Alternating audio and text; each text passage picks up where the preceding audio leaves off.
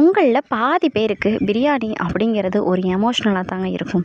ஆனால் ஸ்கூல் போகிற குழந்தைங்களோட அம்மாக்களுக்கு மட்டும்தான் தெரியும் லெமன் எவ்வளோ பெரிய எமோஷ்னல் வேர்டு அப்படிங்கிறது.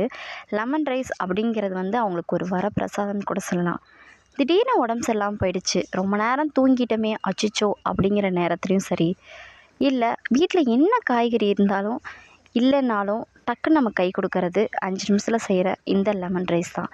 90s கிட்ஸ்களுக்கு லெமன் ரைஸ் அப்படிங்கிறது ஒரு வரப்பிரசாதம்னு கூட சொல்லலாங்க. அடிக்கடி லஞ்ச் பாக்ஸில் நம்ம கட்டிட்டு போகிறதும் இந்த லெமன் ரைஸ் தான். ஏன் நிறைய 2K கிட்ஸ் கூட இப்போ கூட கொண்டு போகிறது இந்த லெமன் ரைஸ் தான். இன்றைக்கி நான் லஞ்சுக்கு இதான் செஞ்சுருந்தேன். அது என்னமோ தெரியல, புருஷன் பொண்டாட்டி மாதிரி லெமன் ரைஸுக்கு கண்டிப்பாக உருளைக்கிழங்கு பொரியல் மட்டும்தான் செட் ஆகுது. வேறு எது வச்சாலும் அது செட் ஆகிறதே கிடையாது. அதுக்கு ரெண்டுக்கும் அப்படி ஒரு பந்தம். நான் இன்றைக்கி இதான் பேக் பண்ணியிருந்தேன். நீங்கள் என்ன பேக் பண்ணியிருந்தீங்கன்னு சொல்லுங்கள்.